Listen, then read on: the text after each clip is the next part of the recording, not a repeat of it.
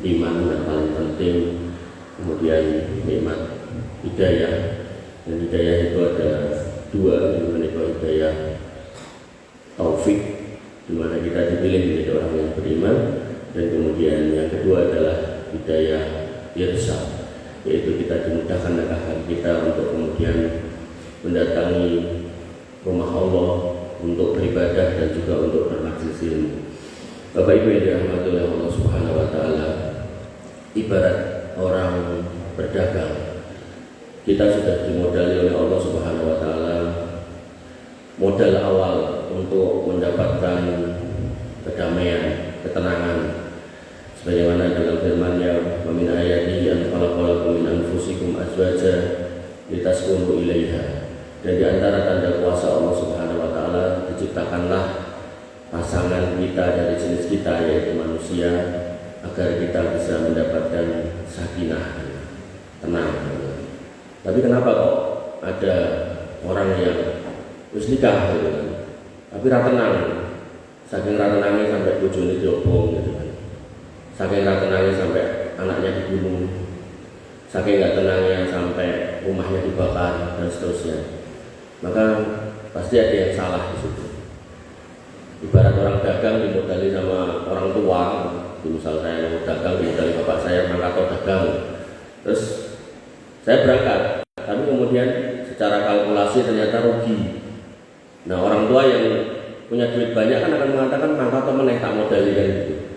Maka sesungguhnya Allah sudah memberikan modal awal sakinah dengan menikah. Tapi kok kenapa ada orang menikah tapi kemudian kok malah berantem, dan puncak dari berantem harus saling menyakiti, membunuh, membakar. Bahkan ada yang di daerah mana itu dimutilasi istrinya, terus dia wer-wer kakinya ditawakin yang tanggane, sapa sing belum kakinya si Yanti gitu kan.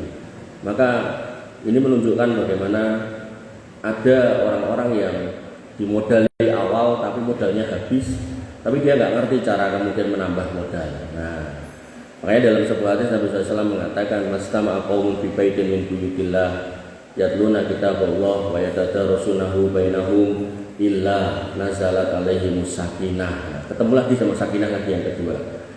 Tidaklah suatu masyarakat, suatu kaum mau berkumpul. Jadi ya berkumpul ya nggak cuma bapaknya toh, ya istrinya juga, suami juga, istri juga, anaknya juga berkumpul di masjid, di antara masjid-masjid Allah. Yatluna kitabullah, membaca Al-Qur'an, wa yatadarasunahu bainahum, dan saling mempelajari isinya, mau mengenal agama gitu kan. Illa, itu maksudnya berarti majelis ilmu yang di dalamnya diajarkan ilmu, diajarkan Quran, diajarkan sunnah. Maksudnya apa? Dijelaskan sehingga masyarakat tahu, dari awalnya nggak tahu jadi tahu, dari awalnya nggak paham jadi paham, jadi awalnya nggak ngerti jadi ngerti. Maka Nabi punya janji, illa nazalat alaihimus sakinah. Maka komunitas itu, masyarakat itu, baik secara komunal masyarakat atau secara parsial keluarga atau secara personal orangnya, akan mendapatkan sakinah. Nah, sakinah yang kedua. Artinya ketika Allah sudah kasih modal dengan nikah harusnya sakinah, kok nggak sakinah, maka sakinah hanya akan didapatkan dengan majelis ilmu.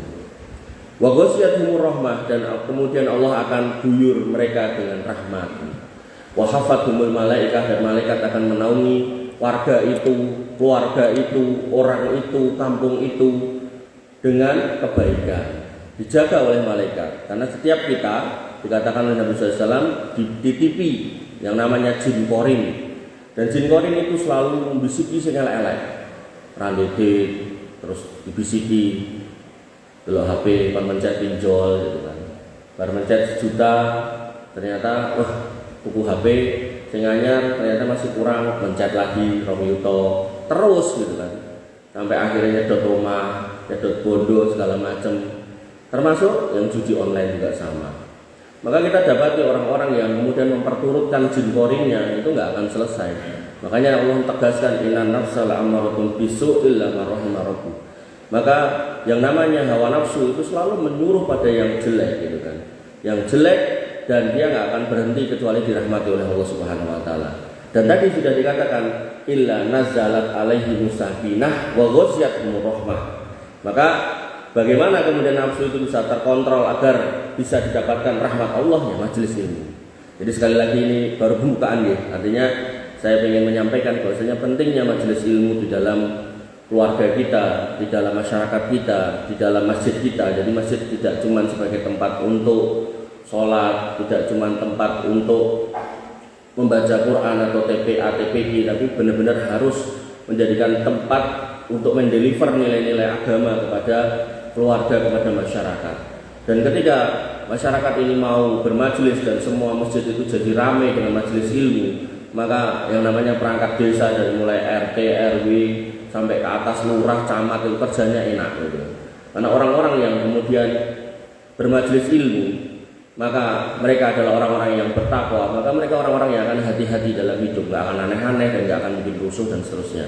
Tentu dengan catatan majelis ilmunya benar-benar dideliver, disampaikan Al-Quran dan Sunnah dan dijelaskan dengan benar dan baik, sehingga akan benar-benar mendapatkan kerahmatan sebuah komunitas itu. Bapak Ibu yang dirahmati oleh Allah Subhanahu wa Ta'ala, pada kesempatan pagi hari ini saya mohon izin untuk menyampaikan tema bebas, yaitu artinya bukan kitab tertentu, yaitu tentang bagaimana memahami umur sebagai orang Jawa yang beragama Islam. Jadi ada persepsi orang yang kemudian mengatakan, "Wis nek Islam kok koyone orang Jawani atau nek wong Jawa terus nganggo gamis kayak saya kok kesane ora kaya wong Jawa," gitu kan. Padahal saya gamisan gini karena saya ra iso sarungan gitu. Jadi saya itu kalau sarungan itu dilok karo bapak saya, kok nek sarungan ra tau apik, ra tau rapi gitu, medel-medel gitu. Nah, saya nyari yang simpel ya, nganggo gamis gitu kan. Bapak Ibu yang dirahmati oleh Allah Subhanahu wa Ta'ala, sehingga Islam dan Jawa ini bukan sesuatu yang harus dipertentangkan ketika memang tidak bertentangan. Oleh karena itu maka miris kalau kemudian ada seorang pejabat yang kemudian mengatakan Islam itu datang dari Arab, sedangkan kita ada di Jawa, ada di Indonesia, maka harusnya Islam itu memakai nilai-nilai keindonesiaan, tidak menggunakan nilai-nilai Arab. Kemudian ditanya sama MC ini, nilai keindonesiaan itu apa? Ya, saling menghargai, saling menghormati. Memang orang Islam enggak saling menghargai, mengajarkan Islam enggak mengajarkan saling menghormati. Tentu enggak seperti itu cara memahaminya. Jadi ketika kemudian Jawa mengajarkan bagaimana kemudian saling menghormati dan menyayangi, Islam juga sama gitu kan. Jadi tidak bisa dibenturkan dua benda yang sama gitu. Enggak apple to apple gitu kan. Maka yang harus kita pahami adalah ketika nilai-nilai dalam Jawa itu kemudian bisa diterima dalam syariat, sesuai dengan syariat, tidak bertentangan dengan syariat, maka dipakai dan harus dipakai. Jadi tidak dipertentangkan dan tidak kemudian dikatakan ini nilai Islam bukan nilai Jawa. Artinya tetap diadopsi, bahkan diadaptasi agar benar-benar menjadi sebuah nilai yang membumi gitu. Bapak Ibu yang dirahmati oleh Allah Subhanahu wa Ta'ala, gampangnya ketika kita sholat, maka nggak ada larangan mau pakai sarung, mau pakai gamis, nggak ada juga larangan dengan sholat mau pakai batik atau mau pakai jari gitu kan. Selama menutup aurat maka tidak mengapa. Begitu pula panjenengan yang mau pakai pakaian tutup kepala tertentu gitu kan, selama tidak identik dengan agama tertentu, maka silakan, mau yang bulat kayak saya, mau yang songkok, mau yang belangkon, kalau memang tidak identik dengan agama tertentu monggo. Makanya kan sekarang ada orang yang bikin peci tapi dari batik gitu kan, nggak apa-apa gitu kan, selama tidak identik dengan agama tertentu. Nah, Bapak Ibu yang dirahmati oleh Allah Subhanahu wa Ta'ala, kembali kepada temanya kita perkecil, yaitu tentang umur menurut orang Jawa yang beragama Islam. Nah, jadi kita sebagai orang Jawa atau mayoritas kita adalah orang Jawa, dan alhamdulillah yang ada di masjid ini adalah orang Islam, maka kita harus menghayati nilai-nilai Jawa dalam umur, tapi juga kemudian harus disesuaikan dengan keislaman. Yaitu ketika kita kemudian mendapati usia 1, 2, 3 sampai 10, orang Jawa menggunakan istilah siji, loro, telu, papat, tekan 10 gitu. Ya saya nggak tahu maknanya apa 1 sampai 10. Tapi begitu sampai di 11, dia nggak kemudian menggunakan 10 siji atau siji 10. 12 dia tidak menggunakan 10 loro atau loro 10 gitu. Mereka menggunakan apa? Kita menggunakan apa? 11, rolas, telulas, 14. Di situ disisipkan sama orang-orang tua dulu ada kata-kata welas. Ini menunjukkan bahwasanya manusia pada usia welasan, yaitu 11 sampai 19. Di situ harusnya ditanamkan tentang rasa saling mencintai, rasa saling menghargai, ditanamkan tentang welas asih kepada orang. Bahkan dalam Islam ketika kita ulas lebih dalam, kalau value Jawa kan tadi diistilahkan seperti itu. Kalau pengajarannya kan ya dalam pengajaran sehari-hari. Tapi bagaimana halnya dengan Islam ketika kita kemudian cari di dalam Islam, ternyata Nabi jauh-jauh hari sudah mengatakan man la yarham la yurham. Siapa yang kemudian tidak bisa mengasihi orang, maka dia tidak akan dikasihi sama orang. Atau dalam kalimat yang lain, irhamu man fil ardi yarhamuka man fis sama. Berbelas kasihlah kamu kepada orang yang di muka bumi atau kepada makhluk yang di muka bumi, maka Rob yang di atas langit akan mengasihimu. Ini menunjukkan bahwasannya nilai welas itu juga ada dalam Islam, dan tidak bisa kemudian dikatakan nah Islam sama Arab lebih Jawa harus mengikuti wong Jawa, yaitu mengajarkan welas, seolah-olah Islam itu nggak mengajarkan welas. Mengajarkan welas. Bahkan Allah Subhanahu wa taala berfirman, ya ayyuhalladzina amanu qu anfusakum wa ahlikum naro. Wahai orang-orang yang beriman, selamatkanlah dirimu dan keluargamu dari api neraka. Maka tafsir dari ayat ini adalah adibuhum wa yu'allimuhum. Bahwasanya ketika kita mau selamat dari neraka, maka kita juga harus menyelamatkan keluarga kita. Caranya adibuhum au yu'allimuhum. Ajari mereka adab. Dan nilai-nilai welas asih itu berasal dari nilai-nilai adab. Dan dalam Islam ketika ngomongkan bab adab luar biasa, sampai Imam Bukhari menyusun kitab khusus Adabul Mufrad. Di dalamnya ada 680 atau 660-an bab yang menceritakan tentang adab. Adab kepada orang tua, adab kepada sampai adab kepada binatang, tetangga, jual beli, nggak boleh mendolimi, nggak boleh menyakiti gitu. Artinya kalau benar-benar kita sebagai orang Islam berusaha mengenal value welas ini dalam Islam, itu insya Allah ya, nggak ada itu kemudian tetangga kiri kanan saling membenci, nggak ada itu kemudian anak sama orang tua saling menjauhi, nggak ada. Maka yang harus kita pahami adalah nilai itu ada dalam Islam. Nah, tinggal seberapa paham kita tentang itu. Maka pentingnya majelis ilmu untuk kemudian memahamkan umat, memahamkan diri kita dengan nilai-nilai agama yang ada pada diri kita, pada nilai agama kita. Bapak Ibu yang dirahmati oleh Allah Subhanahu wa taala. Dan yang menarik, Nabi SAW dalam konteks mengajari umat tentang welas kasih, beliau tidak melarang anak-anak kecil pada waktu itu untuk punya binatang peliharaan.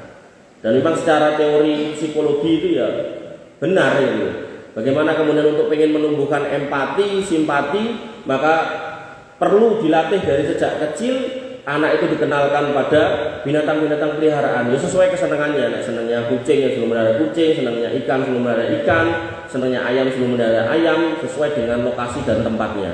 Nah, Nabi SAW pada waktu itu mendapati adik dari Anas bin Malik memelihara burung kecil, dan Nabi SAW mendatangi beliau, adik dari Anas bin Malik yang waktu itu masih kecil, dengan mengatakan, ya Abu Suwair madza fa'ala Nuwair. Wahai Abu Suwair, apa yang sedang dilakukan burung kecil ini? Ini menunjukkan Nabi nggak melarang si anak kecil ini untuk melihara burung kecil. Justru Nabi mendukung dan bahkan bertanya tentang kabar burung kecilnya, dengan harapan kemudian anak-anak kecil ini bisa kemudian tumbuh rasa kasih sayangnya. Sehingga pada kesempatan yang lain, Ibnu Umar pernah mendapati anak-anak kecil yang sedang latihan memanah, tapi yang dijadikan sasaran panah binatang yang hidup. Maka Ibnu Umar mengatakan, jangan kamu lakukan itu, karena aku mendengar Nabi Shallallahu Alaihi Wasallam melaknat mereka yang kemudian menjadikan sasaran tembak, sasaran panah binatang yang hidup. Sehingga dari nilai-nilai ini pun kita akan paham bahwasanya nilai welas asih itu memang benar-benar harus diajarkan sejak umur welasan tadi, seperti pesan orang-orang Jawa pada waktu itu, orang-orang tua Jawa pada waktu itu, welas. Harapannya ketika umur 11 sampai 19 ini anak diajari welas asih. Nah, nanti pas umur 20-an, 30-an, anak ini punya rasa welas asih, sehingga kepada orang tua, kepada istrinya, kepada keluarganya, mereka menyayangi dan mau ngurusi, mau ngopeni, mau gemati ya. Makanya belum lama teman saya di kantor ini cerita gitu. Mas, aku duwe tangga, kanca dolan biyen ning saiki wis tuwa. Ning yo tedak omah sebelah omah. Kuwi wong iki karo bojoe plak-plak. Tur nek plak-plak yo ora mung pisan pindho, pokoke nganti nyonyor gitu. Ambiar pokoke bojone iki. Terus akhirnya bojone minggat, daluk pegat gitu. Nah terus pripun? Terus baru kuwi to kawin meneh. Terus aku kon ngeterke. Terus tak weling jane. Pokoke sing kepindho iki hati-hati, aja kaya ngono meneh gitu. Engko nek ngono meneh nek wis ditinggal lunga meneh gitu. Yo. Uni yo, tapi yo dibaleni meneh, dikoploke meneh bojone. Akhire minggat meneh. Lah sakniki kalih sinten yo dhewean gitu. Terus kula nggih iseng bedhek gitu. Karena tadi loh dari yang saya sampaikan tadi, saya iseng-iseng bedhek aja gitu. Yai ngoten niku biasane anu iki. Kemungkinan niku kan nek karo kewan ini biasanya ya ora mati. Artinya dia interaksi sama binatang udah kasar, otomatis kepada manusia ya biasanya ya mirip-mirip gitu. Nah, maka teman saya pun cerita, oh mas bener ini. Tapi ya benernya pripun itu. Ya, dia njuk pitik jago mas, pitiknya gede. Maghrib ramule, terus dia golek aku. Pak Budi, ayo ewangi aku golek pitikku. Ya tak ewangi wong njaluk tulung. Barang pitiknya ketemu di satu sudut tempat gitu. Aku ngedangi, dia ngedangi, pitiknya melayu ning arahku, tak cegat, pitiknya balik ning arah dia, munggah ning tembok, iso ditangkap karo dia, begitu kecekel, seketika itu gulune dipluntir. Oh lah tenanan. Jadi memang ketika kita pengen mengantisipasi anak itu jangan sampai kemudian nanti gedenya jadi psikopat, maka dari kecil dilatih untuk mencintai binatang dan kemudian diawasi. Bener dikei iwak ning bar niku dipecel-pecel apa didak-idak, bener dikei ayam tapi kemudian dikeplek-keplekke. Nah ini kan harus diawasi. Oh kuwi salah le, kuwi kudu diopeni sing bener, dipakani. Manuk iki dipakani wong yo mbok kurung ora iso oleh pakan dewi. Makanya Nabi mengatakan ada wanita yang masuk surga karena anjing, tapi ada wanita yang masuk neraka karena kucing. Jadi interaksi dengan binatang pun bisa menyebabkan seseorang itu masuk surga atau neraka. Dan yang parahnya lagi, wanita yang masuk surga karena anjing ini bukan sembarang wanita, al-baghyu. Wanita yang kemudian hari-hari kerjaannya jual diri gitu. Berarti ini pelaku dosa besar, profesinya. Jadi bukan sekali dua kali, profesinya. Sehingga yang terjadi adalah ketika dia kemudian mendatangi sebuah sumur di tengah padang pasir, dilihatlah anjing yang menghubungi sumur itu. Nah kalau monyet lihat sumur ada air ya dia nyemplung, bisa menek. Tapi begitu anjing delok sumur, dia nggak mau nyemplung, dia yakin nggak bisa menek munggah gitu kan. Maka yang terjadi dia cuma menghubungi sumur itu. Dan dalam rangka untuk mengais-ngais napa niku air, maka dia pun dilat-dilati tanah. Dan wanita ini pun tumbuh rasa empatinya. Jadi senajan pendosa, banyak dosa, tapi jiwa welasnya ini muncul, maka akhirnya dia pun nyemplung, membawa sendalnya diisi dengan air kasih minum. Dan Allah kemudian mengampuni dosanya karena perbuatan itu.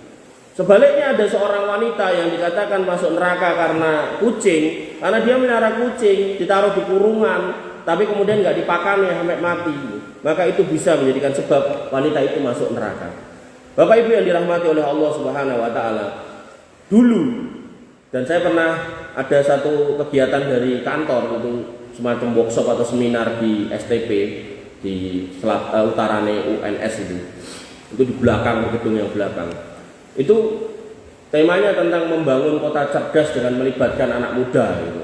Di situ didatangkan satu pengurus yayasan, saya lupa yayasan apa gitu. Tapi intinya dia menangani masalah urusan kekerasan dalam rumah tangga gitu. Dan mereka mengatakan mayoritas korban KDRT itu adalah wanita dan anak-anak. Dan mayoritas pelakunya adalah bapak-bapak gitu. Ini bisa dipahami karena bapak-bapak tenagane luwih gede, kemudian wanita tenagane luwih lemah, anak-anak juga demikian. Tapi yang menarik, 1 tahun yang lalu ada sebuah kasus Cianjur, Indramayu. Jadi ada sepasang suami istri yang akhirnya bercerai. Dan dari pernikahan itu meninggalkan satu anak laki-laki.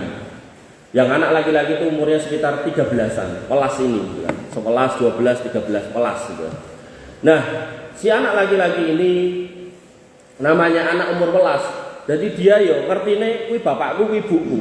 Senajan bapaknya ngomong kayak mantan bojoku, bojone si ibuke ngomong kayak mantan bojoku gitu kan. Tapi buat anak kan nggak ada mantan bapak, mantan ibu gitu.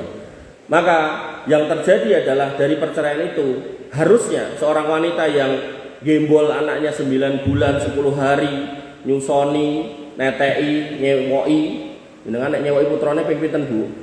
Ngantos saged nyewok dhewe niku. Ping 1000 enten mboten? Muncul. Nyewoki, ngeloni. Harusnya kan dengan proses itu tumbuh welas toh. Nah mungkin apa sih bocah niki? Mungkin kula mboten ngertos wajah pake kali dhek dereng nate kula bandingke. Mungkin apa sih bocah niki mungkin rupane padha kaya pake. Dadi mboke niki sing kudune sayang malah anyel gitu. Benci banget karo anake dhewe. Anak kandung, bukan anak gawane pake mboten, anak kandung gitu. Maka yang terjadi anak ini dianiaya di rumah terus akhirnya ya wong mider wae ning kampung niki. Dan orang kampung paham kalau ini anak yang kurang beruntung. Makanya di kampung niku misalnya enten warung dhek nyolong ten niku ya ora diseneni, ya wis ra apa-apa. Enten wit pelem dhek njiko ya ora diseneni, wis ra apa-apa wong kowe bocah sing lagi kena coba saka Gusti Allah sono gitu. Tapi bocah niki dalam kondisi tertentu dia juga waras gitu loh. Sehingga wong kampung niku ada yang punya sapi, dhek kemudian nyedaki, Pak D, kula nek ngewangi resik-resik sapi niki pripun. Ya kono. Ngewangi nimpal, ngewangi nyaponi, mengke diopahi nggih jajan. Turu teng pos kampling, turu teng masjid, turu teng emperan omahe wong gitu kan. Nah, tapi fitrahnya anak umur segitu pengen mulih gitu kan. Tapi dia ngerti nek mulih kok ketemu mboke diseneni gitu kan. Dan di rumah itu enggak cuma nenek mboke, nenek mbae yang sudah sepuh namanya mbah atau men sepuh stroke sisan gitu kan. Kemudian enek ume yang masih umur 20-an tahun gitu kan. Lanang. Berarti kan kuat ngono. Begitu kemudian mau pulang, dia ngerti nek lewat lawang kok ketemu mboke seneni, ketemu mbae kok ya seneni, ketemu ume kok seneni gitu kan. Tapi dia cuma pengen mulih ya, pengen merasakan rumah, mungkin pengen turun ning omah rakyatan dari sebelah pundi gitu kan. Lompat jendela. Begitu kemudian lompat jendela, ternyata ning ngarepe jendela enek Mbah Kakung yang stroke tadi. Diseneni diunek-unekke. Nah, fitrahnya anak kecil, jenenge anak kecil umur 13 tahun lanang gitu kan, yang enggak pernah diajari welas asih gitu kan. Yo nesu. Bae disampluk. Bae akhirnya ra trimo, sebelah enten braji tutuk ke sirahe. Tuk, wah, sirahe bocor gitu. Jek kurang mantep nyalukke mboke. Kowe iki lho anakmu, teko mboke. Wah, anake ditindai ya. Nah, jenenge laki-laki kan nglawan, berontak, meh mlayu, mboke nyeluk ume. Nah, begitu ume teko, wantemi sampai tele-tele. Nah, mboten rampung ten mriku, ditali bondo mburi ya. Gandeng ora duwe nang tanggane milih motor, ora duwe widap-widape ngoten niku. Jadi kalau orang kaya raya sombong itu ada sebabnya. Karena dia kaya, tapi wis ra duwe, tapi wis widap-widape luar biasa. Makanya nanti ada, mudah-mudahan waktunya nyampe, ketika ini nggak nyampe. Itu dia terakhir tuh ada 3 golongan yang Allah tuh nggak sudi ngajak ngomong, nggak mau bicara sama dia, dikasih adab yang pedih. Salah satunya fakirun muhtalun, orang duwe ning sombong. Nah kembali ke situ. Akhirnya silih motor tagane, dikasih pinjeman, tangannya orang ngerti, argo nopo, dipinjemi motor metik yang ada dalangannya. Bocah niku ditaruh situ, posisi terbondok, digawa lunga karo mboke. Nah, lunga lah mboke nganggo motor niku lari niku ten mriku. Nah, niate mboke anake niki ping dibalekke ning pake gitu. Nyoh, anakmu urus sono, jane yo anake dhek juga. Wong pegatane kan mboten enten mantan anak to. Nah, di jalan bocah ini cuma ngomong, "Mah, capek, mah sakit, mah ngantuk." Jan-jan orang duwe celokane mamah lho gitu. 3 kata ini kok, mah capek, mah sakit, mah ngantuk. Ini harusnya orang tua ibu yang tadi saya bilang gembol anak 9 wulan, kemudian ngelahirke dengan penuh kesakitan, nyusoni netei, mungkin minimal ya setahun, nyeboki ribuan kali gitu kan. Kudune kan ada welas asih gitu. Tapi karena tidak terdidik welas asih si ibunya ini, begitu anak itu ngomong ngono, berhenti. Bukannya kemudian pulang balik ke rumahnya diobati, ditambani, dipakani kon leren gitu kan. Malah melipir golek sawah, anak itu juncal kene sawah gitu. Dan temancep dengan posisi muka itu nancep ten bletok, ya otomatis ra iso ambekan, ya akhirnya mati gitu. Ditemukan 2 hari kemudian mati. Dan nama anak ini nama yang bagus, Muhammad Rauf gitu. Artinya bahkan pelaku KDRT yang dulu itu didominasi bapak-bapak, orang laki-laki, hari ini bahkan ibu-ibu pun juga melakukan itu. Sebagaimana yang tadi saya buka di depan ya, seorang istri bakar suamine, padahal ini manten yang belum lama. Ya, mungkin ibu-ibu, wah kan itu kena baby blues gitu. Ya sak baby bluesnya juga nggak boleh bunuh orang bu, gitu kan. Sak sebel-sebelin jenengan sama suami ya nggak boleh kemudian bunuh orang gitu kan. Maka ini yang harus kita pahami pentingnya nilai welas kasih ini dalam kehidupan kita, dan ini harus diajarkan sejak kecil. Jangan sampai kemudian kita nggak ngajarkan, kita luput, nanti begitu kita tua kita minta diurus anak kita nggak peduli karena memang dari kecil nggak pernah diajarkan. Bahkan mungkin anak kita yang perempuan dua anak malah dianiaya karena mungkin juga nggak pernah diajarkan sama orang tuanya. Bapak Ibu yang dirahmati oleh Allah Subhanahu Wa Taala, umur belasan, 11 sampai 19. Kemudian sekarang kita masuk di umur likuran, selikur, rolikur sampai 29. Nah, nanti yang selawe sendiri, karena dia keluar dari pakemnya, kan pakai likur. Selawe kan buatan 5 likur gitu kan, tapi selawe gitu kan. Nah, maka orang Jawa dulu memasukkan kata likur itu maksudnya lingguh kursi. Ini menunjukkan bahwasannya ketika panjenengan punya putra yang umur likuran 21 ya 20-an lah, 20, 21, 22, maka ajarilah mereka untuk bertahan hidup. Ajarilah mereka survive sebagaimana jenengan survive. Makanya nggak salah ketika bapaknya dokter, anaknya kan jadi dokter. Nggak salah ketika bapaknya dosen, anaknya kan jadi dosen. Nggak salah ketika bapaknya tentara, anaknya kan jadi tentara. Nggak apa-apa gitu kan.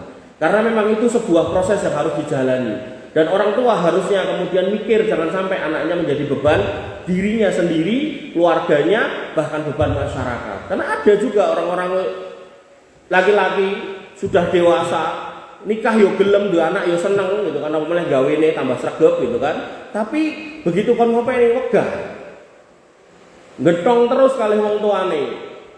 Piye carane pokoke njaluk terus wong tuane. Begitu wong tuane ngomong, "Wis saiki aku ora kaya kowe," bengi adik-adike gitu kan. Ada itu. Allah alam di sini mudah-mudahan nggak ada. Makanya harus kita pahami nilai ini harus kita ajarkan kepada anak kita. Jangan sampai mereka menjadi beban dirinya, orang tuanya, bahkan masyarakat, bahkan negara. Kalau setiap orang tua berpikir ini, ya insya Allah pengangguran itu nggak ada. Tapi kalau kemudian setiap orang tua mikirnya diri sendiri, gitu, maka yang terjadi pengangguran tambah banyak. Nah, akhirnya masalah sosial tambah banyak karena efek dari pengangguran nanti otomatis meningkatnya kriminalitas dan seterusnya. Bapak Ibu yang dirahmati oleh Allah Subhanahu Wa Taala. Nah ini kalau kita cocokkan dengan value Islam, maka Nabi SAW mengatakan la ayyadhu ahadukum fayahtiba ala dohrihi fayatasaddaqu bihi wa yastaghna bihi minan nas khairun lahu min ayyas ala rajulan. Maka kamu pagi-pagi kamu bangun, ya tentu salat subuh riyin gitu kan. Matur nuwun jazakallahu khairan.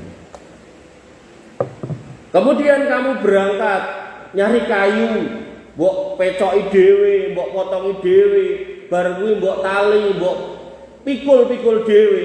Jadi Nabi tidak sedang nyontohkan dokter atau insinyur atau presiden, mboten. Nyontohkan yang sederhana. Jadi tukang kayu.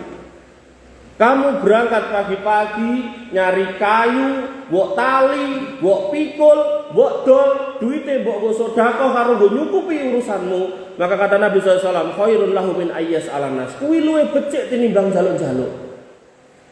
Maka ini Islam. Bagaimana kemudian Islam gak pengen ada laki-laki yang kemudian nyusahkan dirinya sendiri, bahkan nyusahkan masyarakat. Bahkan wis gede tuwek jek jaluk-jaluk jek nyusahke wong tuwa gitu kan. Wong kalau bisa itu kalau udah gede itu ngekeki wong tua atau bukan malah nyusahi wong tua. Bapak Ibu yang dirahmati oleh Allah Subhanahu Wa Taala. Tapi begitu jenengan sudah ajarkan untuk jadi dokter, jadi macam-macam, maka jenengan juga harus ingatkan bahwasannya profesi itu enggak cuma halal tapi juga harus thayyib. Allah paring pangandikan ya ayyuhan nas kulu mimma fil ardi halalan thayyiba wa la tattabi'u khutuwati syaiton innahu lakum aduwwum mubin. Wahai manusia, makanlah apa yang ada di atas muka bumi ini yang halal dan thayyib.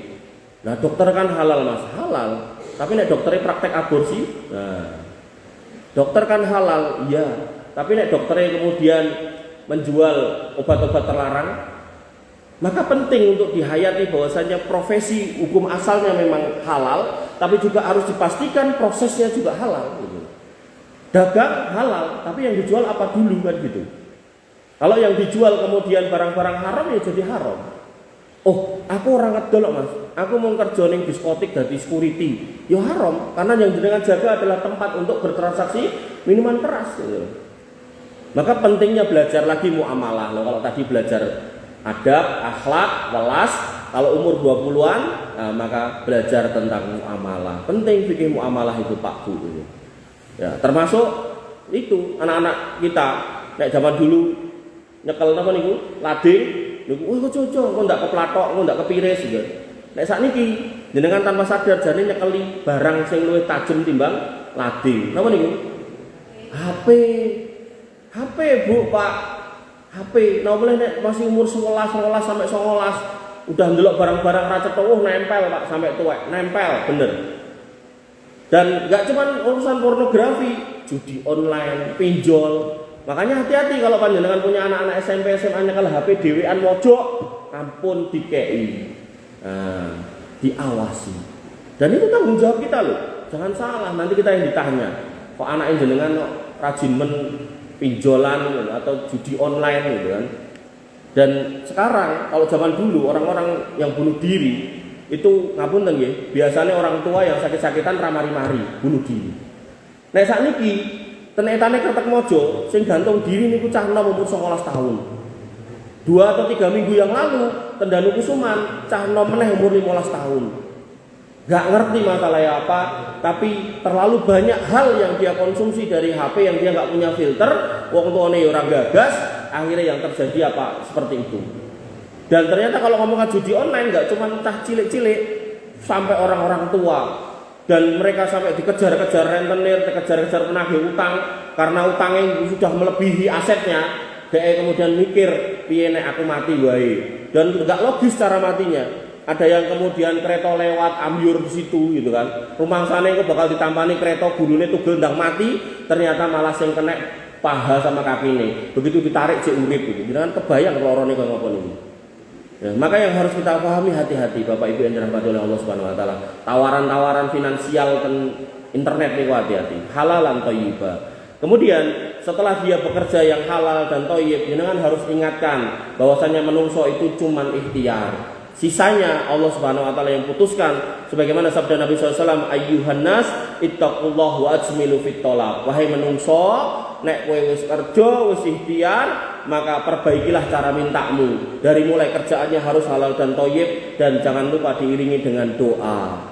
Dan juga orang tua harus ngecek putranya, jangan sampai kemudian sregep kerja ning lali salat. Kata Nabi SAW, wa man lam yuhafid 'alaiha lam yakun lahu nur.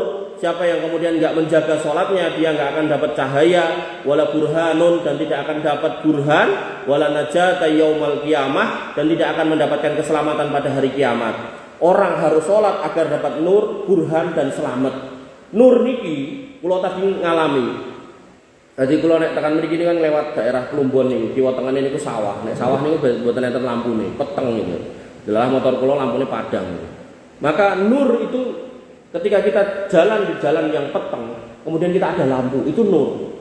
Makanya begitu saya jalan, jenenge jalan tengah sawah jam 3:30 gitu kan. Umumnya ya ora enek wong gitu kan. Nah, saya ya jalan biasanya minggir ya kira rada nengah gitu kan.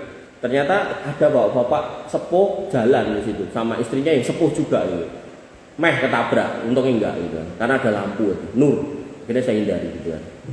Maka orang hidup senajan dalane padang, senajan ada matahari, tapi kalau kemudian nggak sholat, nggak dapat nur, dia nggak akan bisa membedakan mana yang halal, mana yang haram, mana istrinya sendiri, mana istri orang, mana bondone DE, mana bondone wong liya, mana yang dapat dari kerjaan halal, mana yang haram, nggak bisa. Dan kemudian dibutuhkan juga burhan.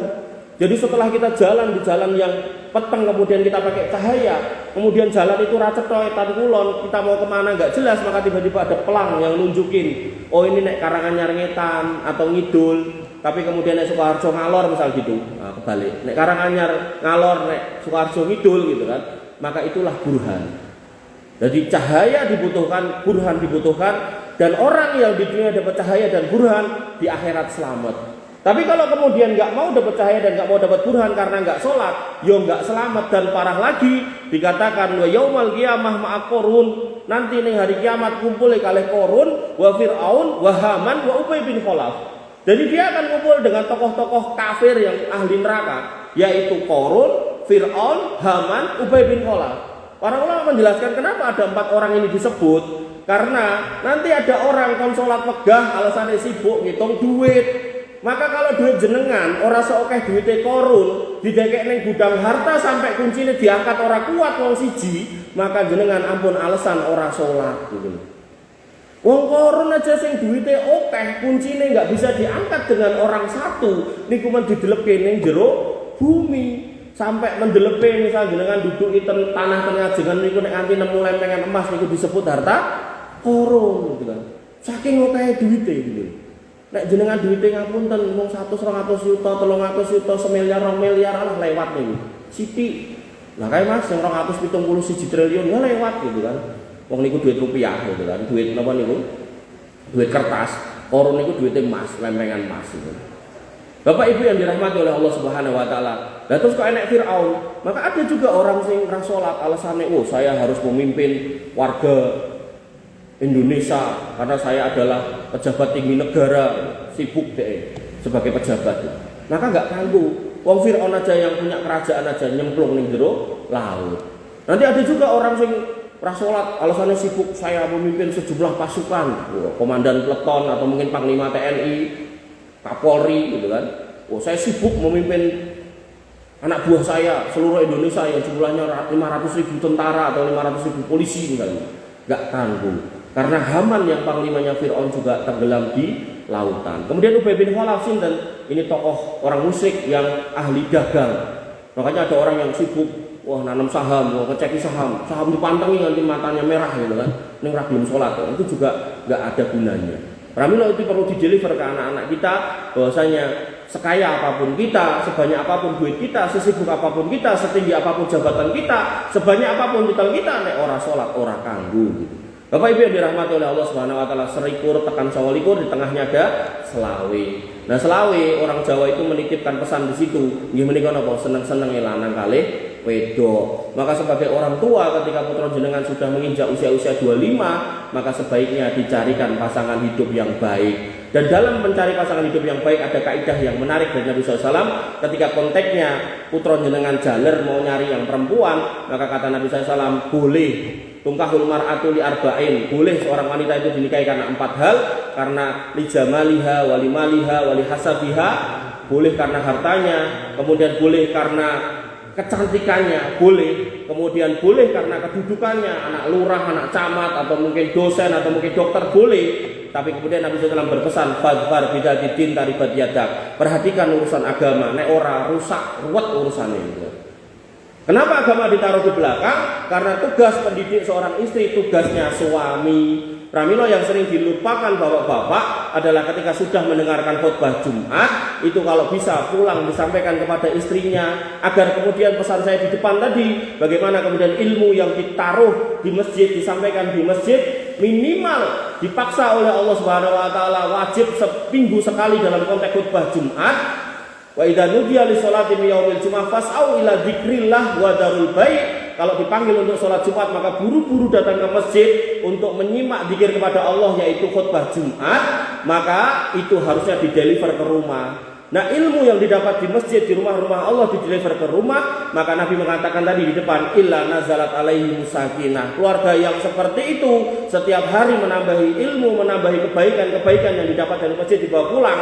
Jadi bukan cuma berkat tok, tapi ilmunya juga. Maka keluarga itu akan kemudian sakinah warahmah.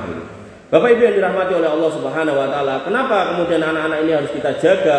Karena ketika mereka enggak kita jaga, maka berpotensi melakukan perzinahan. Dan Allah mengingatkan tidak soal dilarang berzinanya, bahkan mendekati perzinahan aja nggak boleh. Wala taqrabuz zina innahu kana fahisatan wa sa'a sabila. Dan jangan kau dekati zina karena itu jalan yang jelek.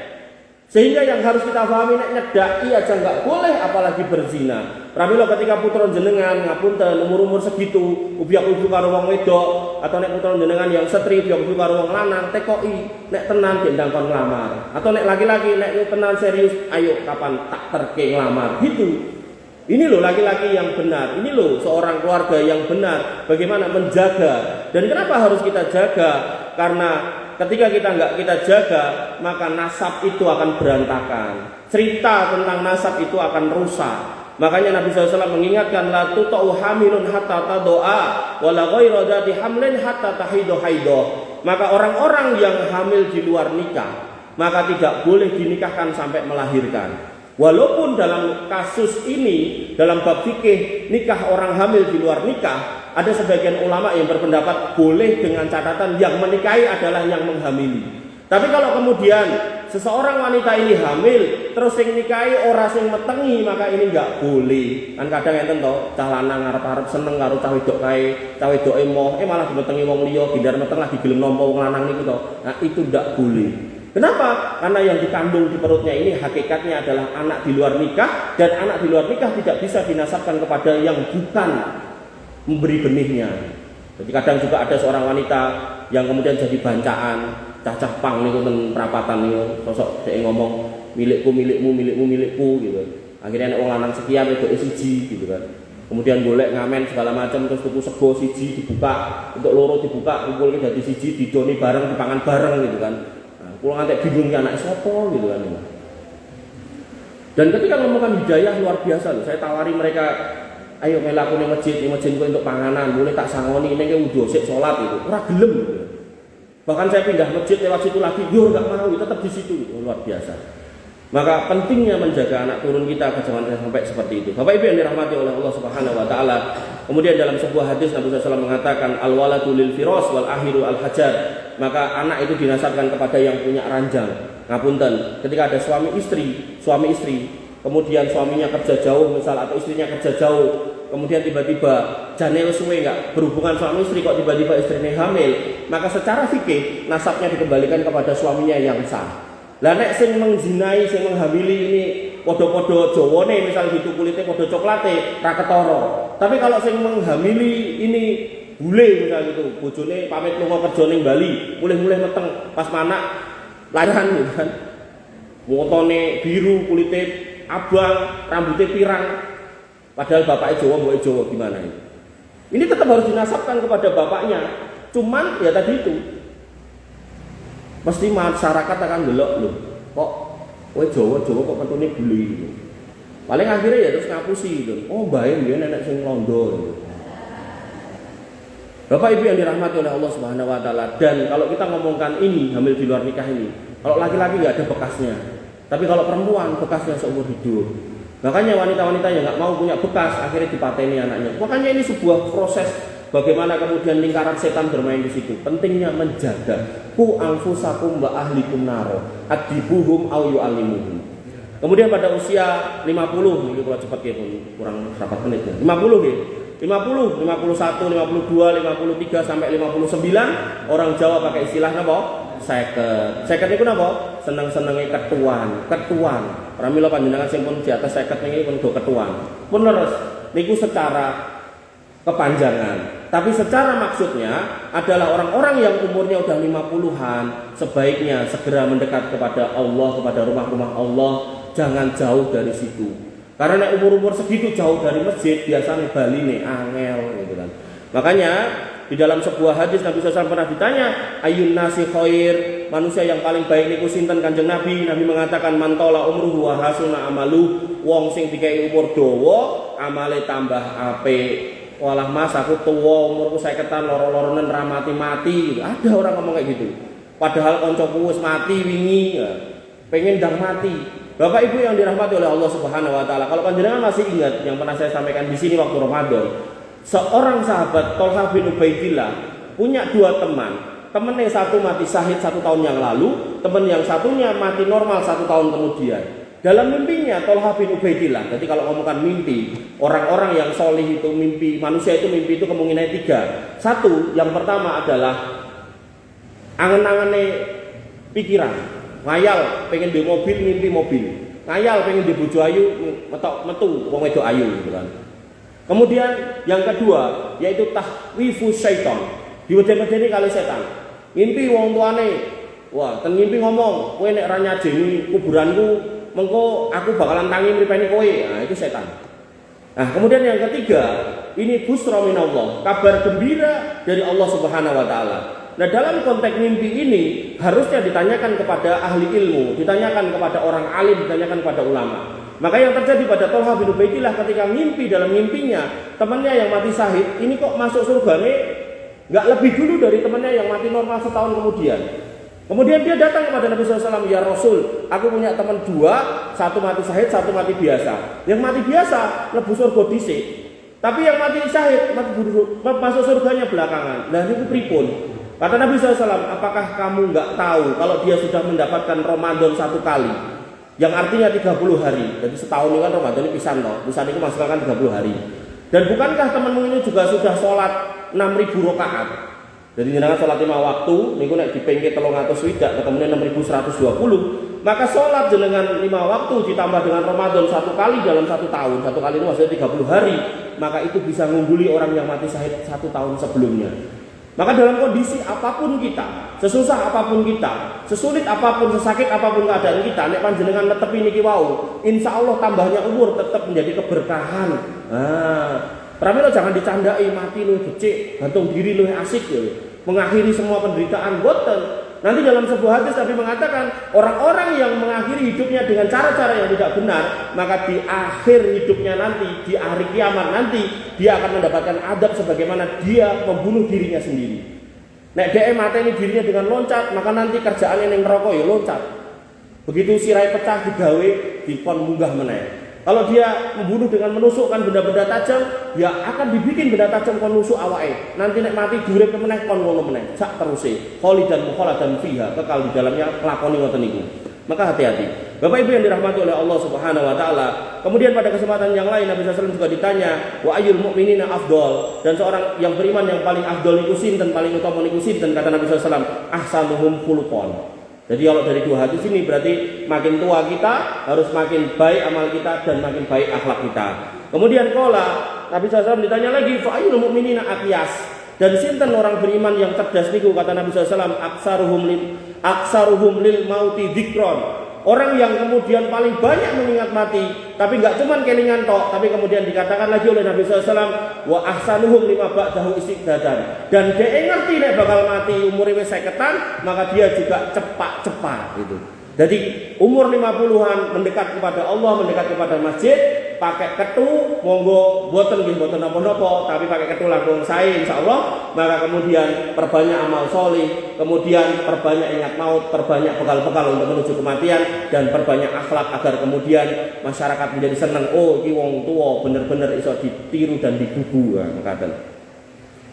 Kemudian terakhir umur 60-an. 61, 62 sampai 69. Niku nek orang Jawa menyebutnya dengan istilah swidak. Swidak niku enten 2 maknanya. Makna yang pertama, sejatine saiki wis wayahe tindak. Kenapa kok dikatakan seperti itu?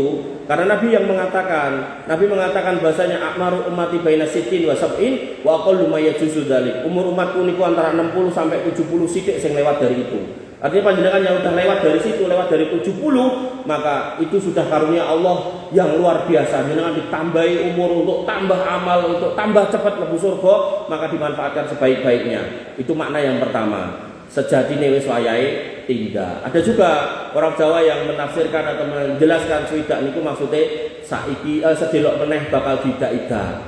Dileboki kuburan, diuruki lemah didak-idak. Sami mawon jane. Bapak Ibu yang dirahmati oleh Allah Subhanahu wa taala, maka Nabi SAW mengingatkan tentang orang-orang yang sudah swidaan ini dalam sabdanya, salasun yang tadi di awal saya singgung, salasun la yukallimuhumullah wa la yanduru ilaihim yaumal qiyamah wa la yuzakkihim wa lahum adzabun alim. Ada 3 orang, 3 golongan yang Allah enggak mau melihatnya, enggak mau ngajak ngomong. Padahal puncak kenikmatan surga itu setelah dimasukkan surga, orang surga akan dikeluarkan dari surganya, dikumpulkan suatu padang yang luas, didelok ke Gusti Allah. Maka Allah nggak mau melihat orang ini. Kemudian nggak cuma di situ, dia pun juga akan tidak disucikan dari dosanya. Dan kemudian nggak cuma sampai di situ, dicepak ke adab yang pedih. Dari 3 niki urutan pertama, saifun zanin, mbah-mbah sing doyan zina. Wis mbah-mbah sudah dibahasakan saifun, swedaan ning doyan zina. Ada Jawa Timur pemimpin pesantren 68 tahun mencabuli santrinya.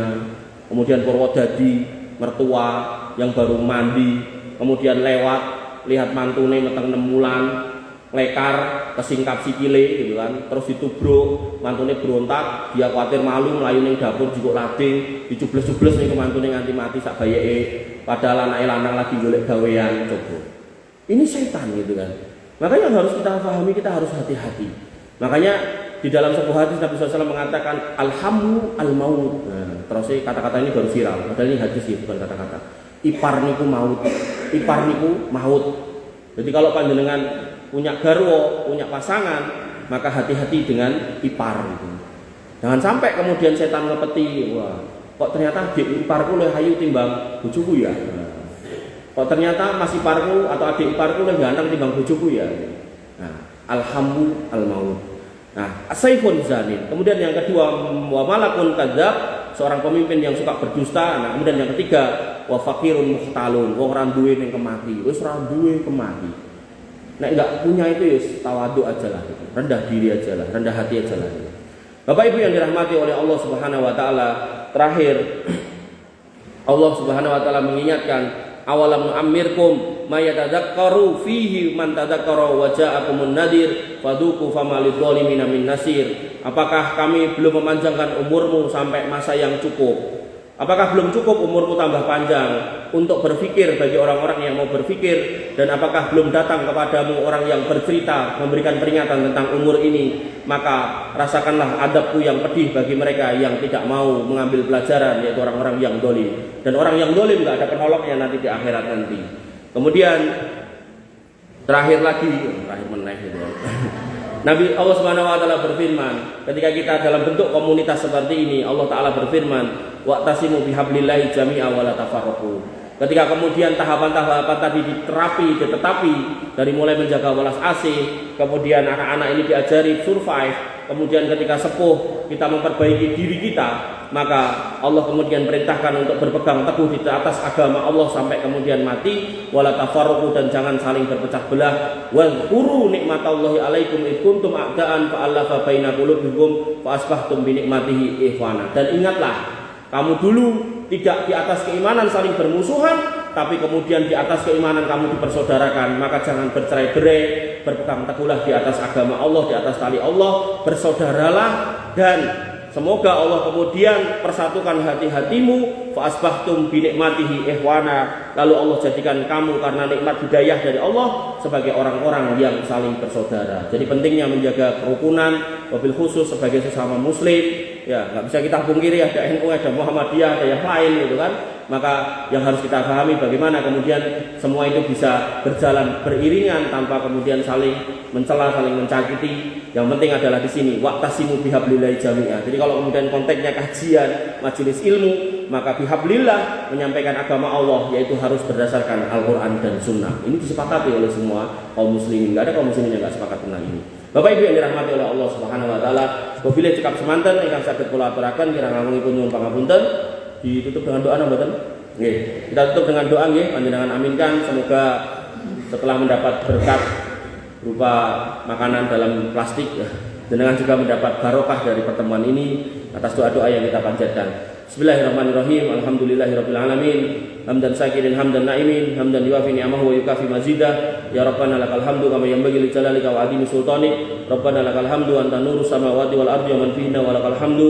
La ilaha illa anta subhanaka inna kunna minadh dhalimin wa illam taghfir lana wa tarhamna lanakunanna minal khasirin. Allahumma ighfir lil muslimina wal muslimat wal mu'minina wal mu'minat al ahya'i minhum wal amwat innaka samiun qaribun mujibud da'wat wa ya qadiyal hajat. Rabbana zalamna anfusana wa illam taghfir lana wa tarhamna lanakunanna minal khasirin. Allahumma Allahumma ighfir lana dhunubana wa li ikhwanina alladhina sabaquna bil iman wa la taj'al fi qulubina ghillan lil ladzina amanu rabbana innaka ra'ufur rahim innaka antat tawwabur rahim innaka anta arhamur rahimin ya dzal jalali wal ikram.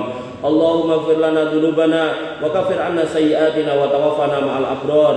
Allahumma ighfir lana dhunubana wa liwalidina warhamhum kama rabbawna shighara. Allahumma ighfir lahum warhamhum wa'afihim wa'fu anhum wa akrim nuzulahum wa wasi' madkhalahum واغسلهم بالماء والثلج والبرد. اللهم اجعل قبورهم روضا من رياض الجنان ولا تجعل قبورهم كفارا من كفار النيران يا ارحم الراحمين. ادخلهم الجنة مع الابرار ولا تدخلهم النار مع الفجار يا ذا الجلال والاكرام.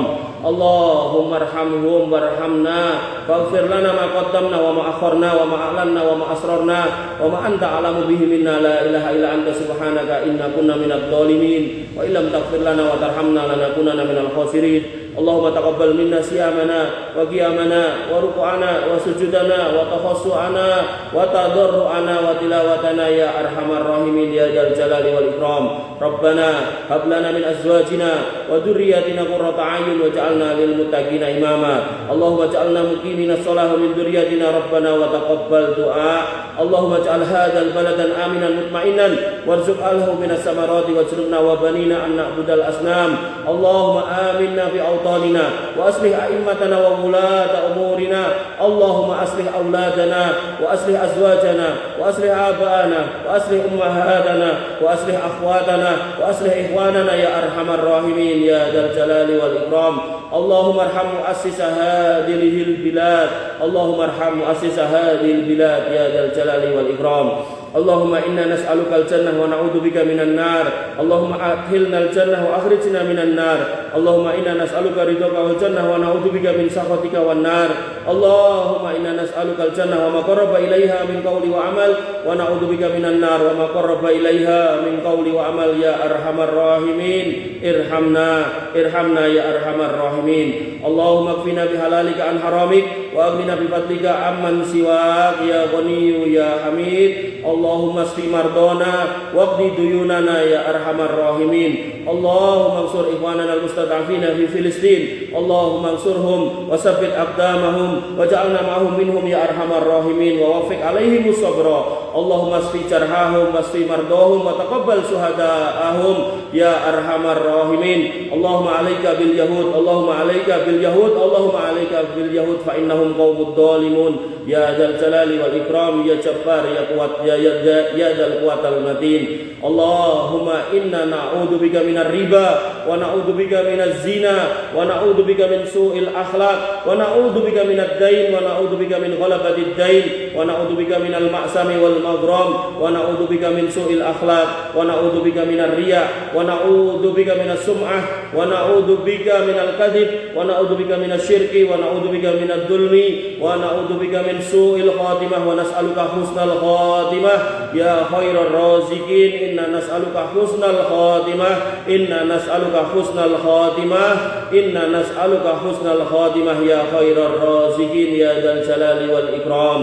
Rabbana atina min ladunka rahmah wa hayyi' lana min amrina rasada. Rabbana atina ma wa'adtana ala rusulika wa la tuhzina yawmal qiyamah innaka antas sami'ud du'a innaka la tukhliful mi'ad. Rabbana arinal haqqa haqqan warzuqna ittiba'ah wa arinal batila batila warzuqna ijtinabah. Rabbana ihdinas siratal mustaqim siratal ladzina an'amta 'alaihim ghairil maghdubi 'alaihim waladdallin amin. Rabbana ya muqallibal qulub tsabbit qulubana 'ala dinik wa ya musarrifal qulub sarrif qulubana ila ta'atik ya dzal jalali wal ikram.